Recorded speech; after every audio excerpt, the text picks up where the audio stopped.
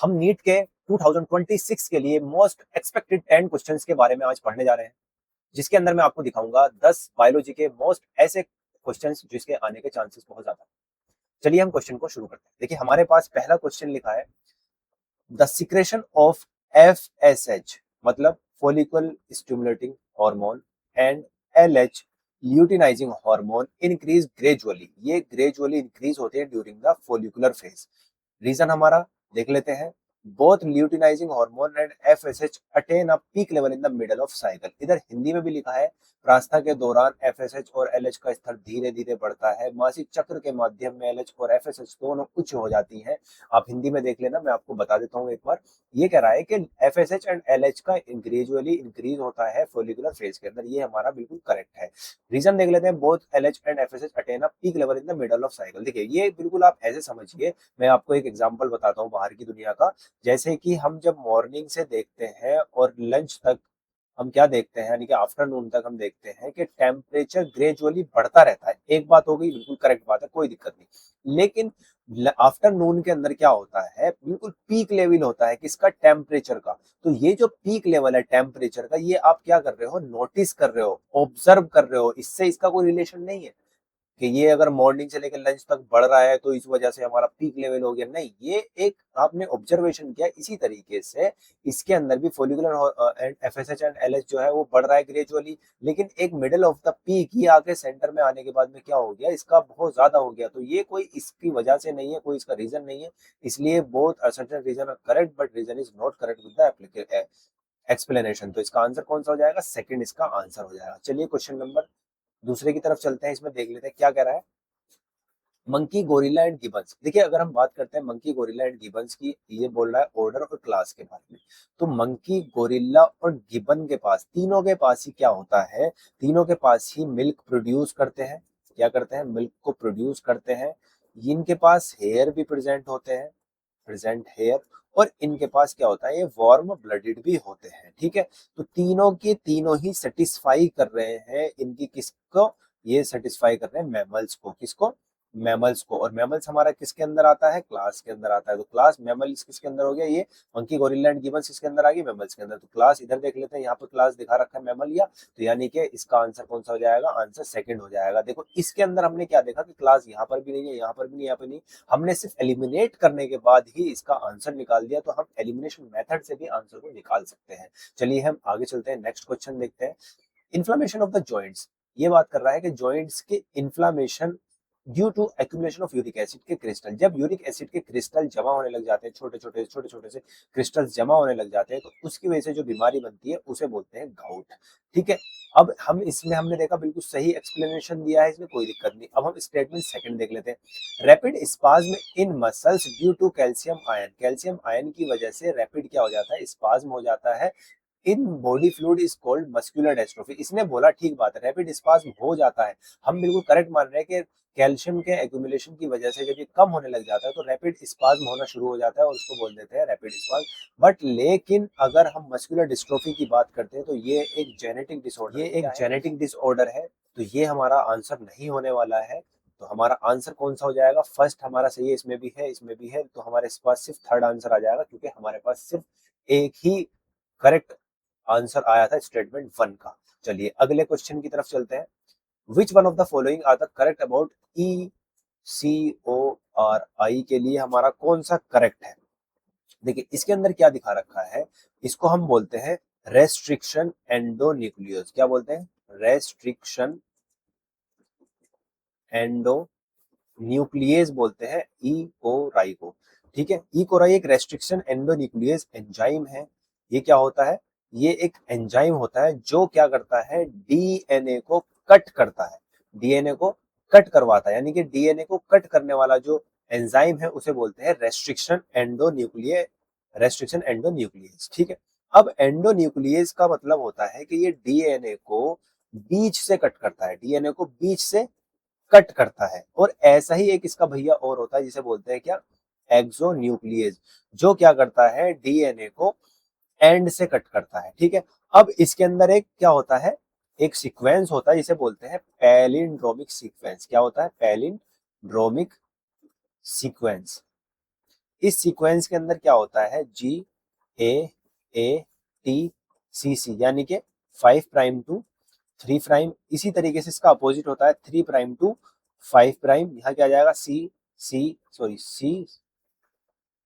GAATT, इसको TT कर लो, GAATTC। और यहाँ पे क्या हो जाएगा, GTTAAG, इसका जस्ट ऑपोजिट। ठीक है, इसका जस्ट ऑपोजिट हो जाता है। तो हमने क्या बताया आपको, हमने बताया कि कट करता है कहां से, बीच में से कट करता है। Cut the DNA with blunt and, यहाँ पे एंड लिखा हुआ है तो हमारा ए ऑप्शन तो नहीं होने वाला है। ठीक है, cut the DNA with sticky and, sticky and का मतलब होता है कि सेंटर से या फिर इधर उधर से कट कर सकता है, तो हमारा बी ऑप्शन हो जाएगा। उसके बाद हम देख लेते हैं, recognise a specific palindromic sequence, एक स्पेसिफिक पैलिंड्रोमिक सीक्वेंस ये फॉलो करता है, मैंने जैसे बताया था यहाँ पर, ये भी हो जाएगा। Cut the DNA between the base guanine and adenine when encounters the DNA sequence, ये भी हो जाएगा। और एक्सोन्यूक्लियस ई, देखो एक्सोन्यूक्लियस का मैंने आपको बता दिया था, एक्सोन्यूक्लियस क्या करता है, एंड से कट करता है। तो हमारे पास बी सी डी आ जाएगा, तो बी यहाँ पर भी, सी यहाँ पर, डी यहाँ पर, तो हमारा आंसर हो जाएगा फोर्थ। क्वेश्चन नंबर नेक्स्ट की तरफ चल रहे, photolysis of water release. Photolysis के अंदर क्या रिलीज होता है, देखिए सबसे पहले आपको पता होना चाहिए कि फोटोलाइसिस का मतलब क्या है। फोटो का मतलब होता है लाइट, लाइसिस का मतलब होता है ब्रेक। मतलब कि लाइट को जब ब्रेक किया जाता है तो वाटर रिलीज होता है।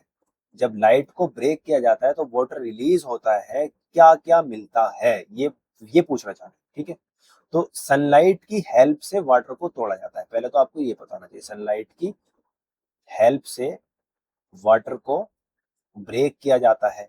ब्रेक करने के बाद क्या निकलता है, तीन चीजें निकलती हैं। एक क्या निकलता है, इलेक्ट्रॉन। दूसरा क्या निकलता है, प्रोटॉन। और तीसरा क्या निकलता है, ऑक्सीजन। तो इलेक्ट्रॉन, प्रोटॉन एंड ऑक्सीजन, यहाँ पे तीनों दे रखे हैं, इलेक्ट्रॉन, प्रोटॉन एंड ऑक्सीजन। तो तीनों ही निकलते हैं, तो यहाँ पे हमारे तीनों यहाँ पर दे रखे हैं, तो हमारा आंसर कौन सा हो जाएगा, फोर्थ हमारा आंसर हो जाएगा। एक इसकी रिएक्शन होती है, आप याद कर लेना, 2H2O जब ब्रेक होता है तो निकलता है H प्लस प्रोटॉन, 4 इलेक्ट्रॉन और ऑक्सीजन। बैलेंस है रिएक्शन, आप एक बार देख लेना। यानी कि दो वाटर के मॉलिक्यूल से क्या निकलते हैं, 4 प्रोटॉन निकलते हैं, 4 इलेक्ट्रॉन निकलते हैं और एक ऑक्सीजन निकलता है। अब ठीक है, चलिए नेक्स्ट क्वेश्चन की तरफ चलते हैं। इसके अंदर और अगर आपको और समझना है तो आप मेरे चैनल को फॉलो कीजिए, लाइक कीजिए, सब्सक्राइब कीजिए। हम जल्दी ही पूरी बायोलॉजी की 11th क्लास की, 12th क्लास की सीरीज लाने वाले हैं। 10th ऑफ मई से हमारा नया बैच शुरू होने जा रहा है, इसलिए आप चैनल को सब्सक्राइब कर देना।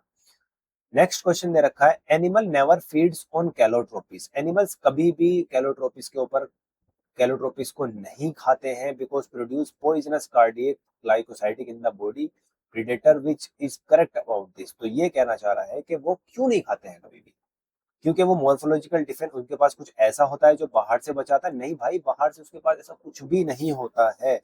कैलोट्रोपिक्स को क्या, देखिए कैलोट्रोपिक्स को हम आंख भी बोलते हैं, के अंदर एक पॉइजनस होता है, इसके अंदर क्या होता है, एक पॉइजन होता है। पॉइजन जिसका नाम होता है कार्डियक ग्लूकोसाइड, कार्डियक ग्लाइकोसाइड, ये पाया जाता है। अगर प्रीडेटर्स इसको खा लेता है तो ये पॉइजन की बॉडी में जाकर हार्ट को डैमेज कर देता है। अगर किसी भी एनिमल ने इसको खा लिया तो उसके हार्ट को डैमेज कर देता है। इस डैमेज की वजह से प्लांट, जो एनिमल है वो मर जाता है, इसलिए वो इसको कभी भी नहीं खाता है। प्लांट अपने आप को बचाने के लिए केमिकल बनाता है, इस वजह से उसको पॉइजन केमिकल डिफेंस मैकेनिज्म भी कहते हैं। तो डिफेंस मैकेनिज्म यहाँ पे देखो दे रखा है, defence mechanism protect from the predator, predator से बचाने के लिए। तो ये हमारा हो सकता है। आगे देख लेते हैं, only pathogen affected plant contain poison, नहीं ये नहीं है, ऑल द अबव तो हो ही नहीं सकता। तो हमारा आंसर कौन सा आ गया, सेकंड हमारा करेक्ट आंसर आ गया है। चलिए क्वेश्चन नंबर 8 की तरफ चलते हैं। क्वेश्चन नंबर 8 में कुछ नहीं है, सिंपल सा क्वेश्चन है। वैसे भी ये हार्ट से रिलेटेड है, बच्चों को बहुत ज्यादा इंटरेस्टेड होता है, तो इसको तो हर कोई कर पाता है। कार्डियक अरेस्ट कब होता है, स्टॉप हो जाती है, बीटिंग स्टॉप हो जाती है, तो ये वाला ऑप्शन आ जाएगा यहाँ पे, when heart stops beating. Hypertension कब होता है, जब ब्लड प्रेशर बढ़ जाता है, हर कोई जानता है, यानी कि ये वाला आ जाएगा, blood pressure higher than the normal कितना होता है, 139 से अबव चला जाता है जब। ये मैं आपको पूरा हाइपरटेंशन का अलग से टॉपिक करा लूंगा, बहुत अच्छा टॉपिक है, आप समझ सकते हो जाके। मेरे यूट्यूब के अंदर इसकी वीडियो पड़ी हुई है, आप वहां से भी जाके देख सकते हो। Heart attack, heart muscles damage हो जाती है इसके अंदर, जब हमारी हार्ट की मसल्स डैमेज हो जाती है। हार्ट फेलर कब होता है? When the heart is pumping effectively, जब हमारा जो है पंपिंग में दिक्कत आने लग जाती है। यानी कि थर्ड फर्स्ट का थर्ड किसके अंदर है? फर्स्ट का थर्ड इसके अंदर है, तो यानी कि एक ही ऑप्शन है, चेक करने की जरूरत ही नहीं है। चलिए आगे बढ़ लेते हैं। क्वेश्चन नंबर 9 क्या कह रहा है? कार्बोक्सिलेशन की हमें मिलाना है इसमें। कार्बोक्सिलेशन कब होता है? पीजीए के अंदर। कहाँ होता है? पीजीए के अंदर। पीजीए का नाम क्या है? पीजीए का नाम है 3-फॉस्फोग्लाइसेरिक एसिड। तो कार्बोक्सिलेशन में CO2 ऐड होता है, आरयूबीपी में प्रोडक्ट बनता है। आरयूबीपी में प्रोडक्ट बनता है, याद रखना। कार्बोक्सिलेशन में CO2 ऐड होता है। फॉस्फोराइलेशन में क्या होता है? एटीपी बनते हैं। फॉस्फोराइलेशन में एटीपी बनता है। फॉस्फोराइलेशन का मतलब क्या होता है? एटीपी बनना, मतलब एनर्जी का बनना। फोटोलाइसिस यानी कि टूटना, लाइसिस का मतलब टूटना। फोटोलाइसिस में क्या होता है? वाटर का टूटना होता है। तो क्या निकलेगा? वो जब वाटर टूटेगा तो ऑक्सीजन निकलेगा, सीधी सीधी बात है। अब बचा हमारा पास क्या? Photo respiration. फोटो रेस्पिरेशन में क्या होता है? वाटर स्प्लिट होता है और क्या बन जाता है? फोस्फोग्लाइकोलेट बन जाता है। और इसी तरीके से हमारा आंसर आ जाएगा ए का क्यू। ए का क्यू यहाँ पर भी, यहाँ पर भी। बी का पी, दोनों में सेम है। सी का एस और आर, ऐसा आ जाएगा। तो हमारा आंसर क्या हो गया? फोर्थ हमारा आंसर हो जाएगा। क्वेश्चन नंबर नेक्स्ट 10 क्वेश्चन, यानी कि which of these not an important component of initiation of parturition. मतलब पार्चुरेशन के लिए कौन सा इंपॉर्टेंट नहीं है? जब हम पार्चुरेशन की बात करते हैं तो हमें मेनली 3 हार्मोन की जरूरत पड़ती है। कौन कौन सा? एक हमारा एस्ट्रोजन की जरूरत पड़ती है, एक हमें प्रोस्टाग्लैंडिन की जरूरत पड़ती है, और एक हमें ऑक्सीटोसिन की जरूरत पड़ती है।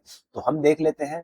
प्रोलैक्टिन नहीं है, एस्ट्रोजन की हमें जरूरत पड़ रही है, हमें प्रोस्टाग्लैंडिन की हमें जरूरत पड़ रही है, ऑक्सीजन की हमें जरूरत पड़ रही है। तो हमें किसकी जरूरत नहीं पड़ रही? प्रोलैक्टिन की जरूरत नहीं पड़ रही। प्रोलैक्टिन क्या होता है? प्रोलैक्टिन का मेन रोल होता है मिल्क प्रोडक्शन का। किसके लिए? मिल्क प्रोडक्शन का। तो ये रहे हमारे आज के सारे सवाल। तो इसमें आंसर क्या हो जाएगा? इसमें आंसर हो जाएगा रिलीज ऑफ प्रोलैक्टिन। हमारा पार्चुरेशन में हमें इसकी कोई जरूरत नहीं रहती है। तो ये थे हमारे कुछ इंपॉर्टेंट क्वेश्चंस जो कि नीट 2026 में आने के चांसेस हैं। अगर आपको इसी तरह के और भी क्वेश्चंस की जरूरत है, आपको मोस्ट एक्सपेक्टेड क्वेश्चन चाहिए, आप कमेंट कीजिए। अगर आपको मेरा कोई क्वेश्चंस के अंदर डाउट है, आप कमेंट कीजिए। अगर आपको कोई पार्ट अच्छा लगा तो भी आप कमेंट कीजिए, निगेटिव कीजिए, पॉजिटिव कीजिए, डजेंट मैटर, बट कमेंट कीजिए। आपकी कमेंट के अकॉर्डिंग ही हम वीडियोस को लेकर आते हैं। हम जल्दी ही एक नया बैच शुरू करने जा रहे हैं 10th ऑफ मई से, नीट के एग्जाम के 7 दिन बाद। तो आप ज्वाइन कीजिएगा, आप चाहे 11th क्लास में हो, 12th क्लास में हो, या फिर आप नीट के एग्जाम की शुरुआत करने जा रहे हैं। मिलता हूँ जल्दी नेक्स्ट वीडियो के साथ। तब तक आप चैनल को लाइक कीजिए, शेयर कीजिए और सब्सक्राइब कीजिए। Thank you, have a nice day.